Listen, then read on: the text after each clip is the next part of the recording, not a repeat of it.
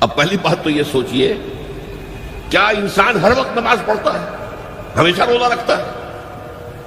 جب اللہ کہہ رہا ہے میں نے تو پیدا ہی کیا میری عبادت کے لیے، کوئی اور کام اگر وہ کر رہا ہے تو وہ میرے مقصد تخلیق کے خلاف کر رہا ہے۔ وما خلقت الجن والانس الا لیعبدون، میں نے تو جنوں اور انسانوں کو صرف اس لیے پیدا کیا کہ میری عبادت کریں۔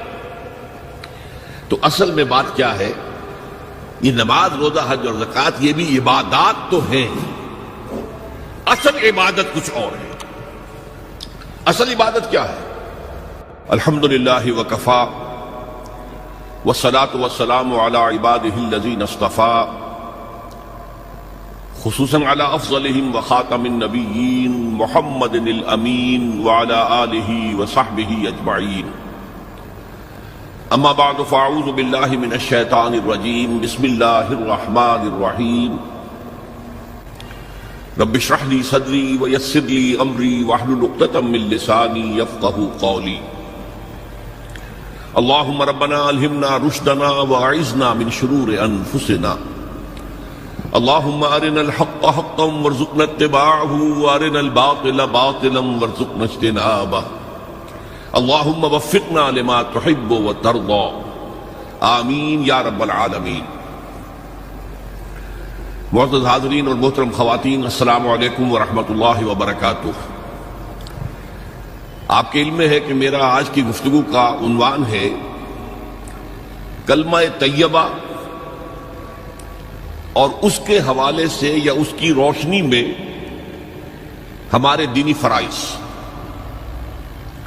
بچپن میں مجھے امید ہے کہ بہت سے لوگ خوش نصیب ایسے ہوں گے اس مجمع میں جن کی تعلیم کا آغاز قاعدہ یسرنا القرآن سے ہوا ہو یا نورانی قاعدے سے ہوا ہو، اور پھر اس کے بعد حضرت مولانا مفتی کفایت اللہ رحمۃ اللہ علیہ کے کتابچے تعلیم الاسلام جو ہے انہیں پڑھائے گئے ہوں۔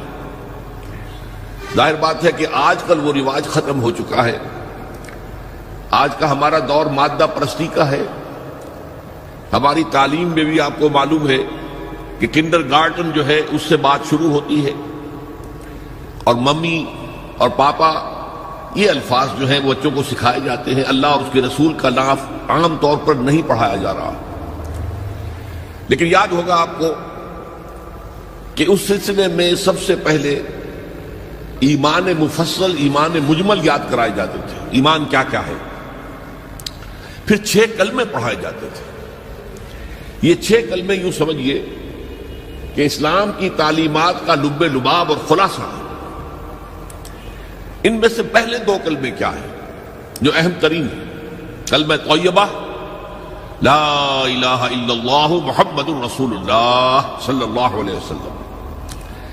یہ مختصر ترین کلمہ ہے، اسے ہم کلمہ طیبہ کہتے ہیں، اور یہ سمجھیے کہ ہمارے دین کی جڑ اور بنیاد اور اساس ہے۔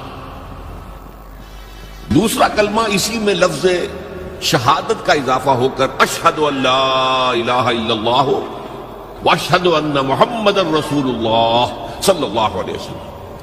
یہ کلمہ شہادت جو ہے یہ اسلام میں داخلے کا شاہ درا ہے۔ شاہ درا، در کہتے ہیں دروازے کو، شاہ درا بہت بڑا دروازہ۔ جو لوگ دلی سے واقف ہیں انہیں یاد ہوگا، معلوم ہوگا کہ دلی جو ہے وہ جمنا ندی یا جمنا دریا کے مغرب میں واقع ہے، اور مشرق سے جو بھی آتا ہے یو پی سے، اس کو پہلے ایک قصبے سے گزرنا پڑتا ہے جس کے بعد پل آتا ہے جمنا کا، اور اس قصبے کا نام ہے شاہ درا۔ اسی طرح کا شاہ درا ایک لاہور میں ہے۔ لاہور جو ہے وہ راوی کے جنوب مشرقی کنارے پر ہے، آباد ہے شہر۔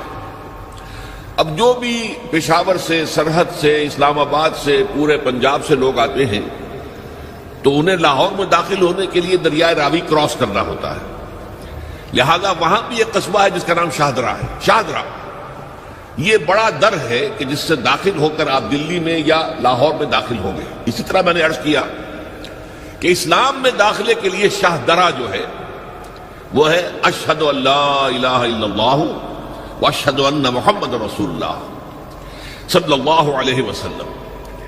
آج میں انہی 2 کے حوالے سے آپ کے سامنے کچھ باتیں رکھ رہا ہوں۔ باتیں بالکل بنیادی ہیں، اور میں سمجھتا ہوں کہ آپ کے ذہنوں کے اندر موجود ہیں، صرف یہ ہے کہ آپ نے شاید زیادہ کبھی شعوری طور پر توجہ نہ دی ہو اور ان کے بارے میں کہیں گہرا غور و فکر نہ کیا ہو۔ دیکھیے پہلا جز کیا ہے؟ لا الہ الا اللہ، کلمہ توحید ہے یہ، اللہ کے سوا کوئی معبود نہیں۔ اب اس کا تقاضا کیا ہے؟ اور دوسرا جز ہے محمد الرسول اللہ صلی اللہ علیہ وسلم، اس کا تقاضا کیا ہے؟ اللہ کے سوا کوئی معبود نہیں، معبود برحق صرف اللہ ہے۔ اس کا کیا مطلب ہے؟ عبادت صرف اس کی ہوگی، کوئی معبود نہیں اللہ کے سوا، عبادت اسی کی ہوگی۔ اس عبادت کا مفہوم کیا ہے؟ قرآن مجید میں بہت سے انبیاء کی اور رسولوں کی دعوت بیان ہوئی اور نام بنام کہا گیا۔ ان کی دعوت کیا تھی؟ ان اعبدوا اللہ ما لکم من الہ غیرہ، اللہ کی عبادت کرو، تمہارا کوئی الہ اس کے سوا نہیں۔ اس کے ساتھ ہی بعض صورتوں میں ایک لفظ کا اضافہ ہوتا ہے، سورہ شعراء میں ان اعبدوا اللہ واطیعون، عبادت اللہ کی کرو، میری اطاعت کرو۔ تو اللہ کی عبادت کیا ہے جس کے لیے سورہ ذاریات میں فرمایا وَمَا خَلَقْتُ الْجِنَّ وَالْإِنسَ إِلَّا لِيَعْبُدُونَ، میں نے نہیں پیدا کیا ہے جنوں اور انسانوں کو مگر صرف اس لیے کہ میری عبادت کریں۔ تو معلوم ہوا کہ لا الہ الا اللہ کا تقاضا کیا ہے؟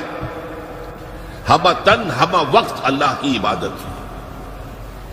یہ عبادت کیا ہے؟ بدقسمتی سے مسلمانوں پر جو زوال آنا شروع ہوا خلافت راشدہ کے بعد سے، ایک زوال اسلام کا شروع ہو گیا، اگرچہ مسلمانوں کا تو عروج جاری رہا۔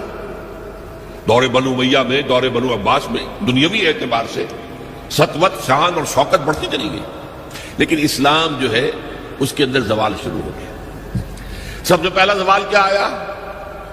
وہ خلافت کہ جو مسلمانوں کو اپنے میں سے کسی بہترین شخص کا انتخاب کر کے جس کا تعین ہونا چاہیے تھا، وہ خلافت موروثی عہدہ بن گئی، خاندانی بات بن گئی، قبائلی بات بن گئی۔ یہ ہمارے زوال کا پہلا منظر تھا۔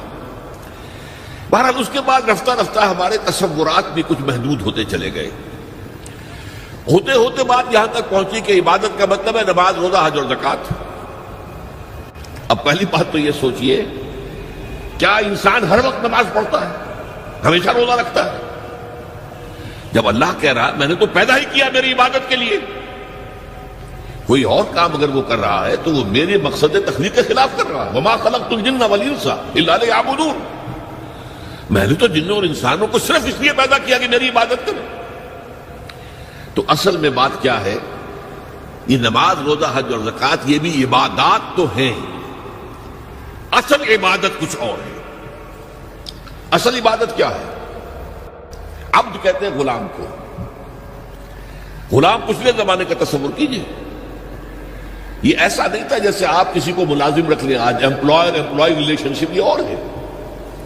آپ نے کسی کو ملازم رکھا ہے، فرض کیجئے دہاڑی پر رکھا ہے، وہ 8 گھنٹے کام کرے گا، پھر چھٹی کرے گا، اس کے بعد وہ آپ کا کوئی تابع نہیں ہے، آپ کا غلام نہیں ہے، بلکہ آپ کا بھی ایک ہی ووٹ ہوگا، جب الیکشن ہوگا اس کا بھی ایک ہی ووٹ ہوگا۔ تو اصل میں غلام جو ہوتا تھا وہ ہمہ وقت، ہمہ تن، ہمہ جہد، ہمہ وجوہ بندگی کرتا تھا، اطاعت کرتا تھا۔ ملازم کہہ سکتا تھا کہ میرے تو اوقات ختم ہو گئے۔ آپ نے کسی کو رکھا خانسامہ کی حیثیت سے، اور فرض کیجئے ابھی فلش سسٹم نہیں آیا تھا تو بیت الخلاء جو ہے آپ جس طرح کے ہوتے تھے سب کو یاد ہے، کسی دن بھنگن نہیں آئی، آپ کہیں اس سے خانسامہ سے کس طرح جاؤ بیت الخلاء صاف کراؤ، وہ صاف کہے گا صاحب میں آپ کا، میں تو خانسامہ ہوں، میں آپ کو کھانا پکا کر دینے کا پابند ہوں، میں یہ آپ کا بیت الخلاء صاف کرنے کا تو پابند نہیں ہے، کہے گا کہ نہیں کہے گا؟ لیکن غلام نہیں کہہ سکتا۔ غلام تو ملکیت ہے، وہ 24 گھنٹے کا مطیع ہے، جو کام کہا جائے کرنے پر مجبور ہے، انکار نہیں کر سکتا۔ اور آپ کو معلوم ہو ایک اور بات ہونی چاہیے کہ غلام تو خود مملوک ہوتا ہے، اس کی ملکیت کوئی نہیں ہوتی۔ آقا نے کوئی اگر کوٹھڑی دے دی ہے کہ تم رات کو اس میں سو جایا کرو تو کیا وہ اس کوٹھڑی کا مالک ہو گئے؟ آقا نے کوئی چارپائی دے دی ہے اس پر سویا کرو تو کیا چارپائی کا مالک ہو گئے؟ نہیں، قطعاً نہیں، خود مملوک ہے۔ اور پچھلے زمانے میں غلاموں کا معاملہ کیا تھا؟ آقا جب چاہے ذبح کر دے، قتل کر دے، کوئی مقدمہ نہیں بنے گا، نہ 302 کا نہ 304 کا۔ کیوں؟ جیسے آپ کی بکری آپ کی ملکیت تھی، آپ نے ذبح کیا، گوشت کھا لیا، کوئی پوچھ سکتا ہے آپ سے؟ میری بکری تھی بھائی، میں نے ذبح کیا، Who are you to ask me؟ اسی طرح غلام میری ملکیت ہے، میں نے قتل کر دیا، میں نے اپنا نقصان کیا ہے نا۔ میں اس غلام کو فروخت کرتا تو کچھ پیسے مل جاتے مجھے، لیکن اختیار میرا ہے، میں نے اسے قتل کر دیا۔ اس معنی میں اللہ کا غلام بن جانا، اللہ کا بندہ بن جانا۔ یہ بندہ جو ہے یہ فارسی کا لفظ ہے، عبد عربی کا لفظ ہے۔ عبد سے عبادت بنا، بندے سے بندگی بنا۔ چنانچہ شیخ سعدی کا شعر ہے مشہور، جو مسجدوں میں پہلے لکھا جایا کرتا تھا۔ آج کل تو ہمارا نئی قسم کی مسجدوں کے ڈیزائن بنتے ہیں نا، پچھلے زمانے میں کیا ہوتا تھا؟ اس در کے اوپر چوکٹا بنا ہوا ہے، روز محشر کے جاں گداز بود اولی پرسش نماز بود۔ وہ قیامت کا دن جو بہت سخت ہے، پہلا حساب نماز کا ہوگا۔ اور یہ شعر بھی لکھا ہوتا تھا، زندگی آمد برائے بندگی، زندگی بے بندگی شرمندگی۔ یہ زندگی ہمیں ملی ہی بندگی کے لیے ہے، وما خلقت الجن والانس الا لیعبدون۔ تو اگر ہم بندگی نہیں کرتے اللہ کی تو شرمندگی ہی شرمندگی ہے، گویا کہ ہم اپنے مقصد تخلیق کو تو پورا نہیں کر رہے۔ آپ نے قلم بنایا تھا لکھنے کے لیے، لکھتا نہیں ہے تو اٹھا کے پھینک دیں گے، آپ اس کو کوڑے میں ڈالیں گے۔ لہذا انسان کی تخلیق اور جنوں کی تخلیق بندگی کے لیے ہوئی۔ زندگی آمد برائے بندگی، زندگی بے بندگی شرمندگی۔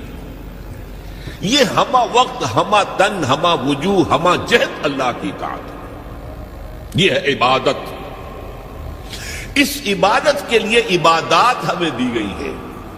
جیسے یہ اگر کھڑا ہوا ہے شامیانہ تو آپ نے دیکھا یہ جو بانس کھڑے ہوئے ہیں، یہ عبادت جو ہے اس کی چھت سمجھ لیجئے 4 ستونوں پر کھڑی ہے، نماز، روزہ، حج، زکات۔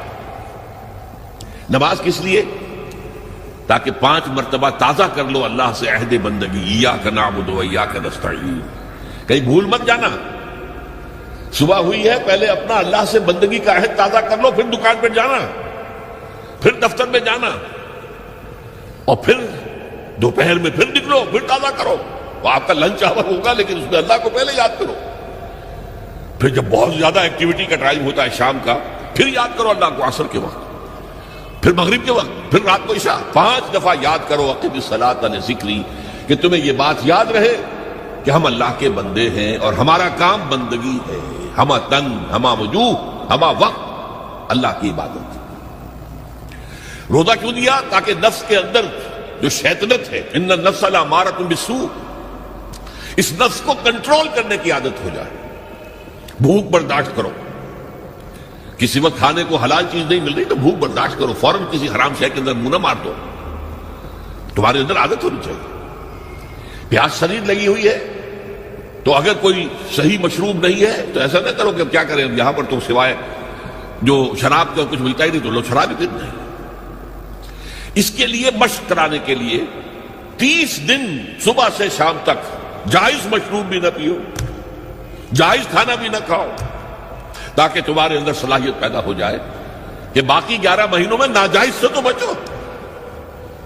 یہ ہے عبادت کے ساتھ ان عبادات کا تعلق۔ ایک بڑی ہمارے اندر جو ہے نفس کی خواہش، دولت پرستی، اس کو نکالنے کے لیے صدقہ، خیرات، انفاق، خرچ کرو، تاکہ یہ دولت کی محبت دل میں سے کھرچی جائے۔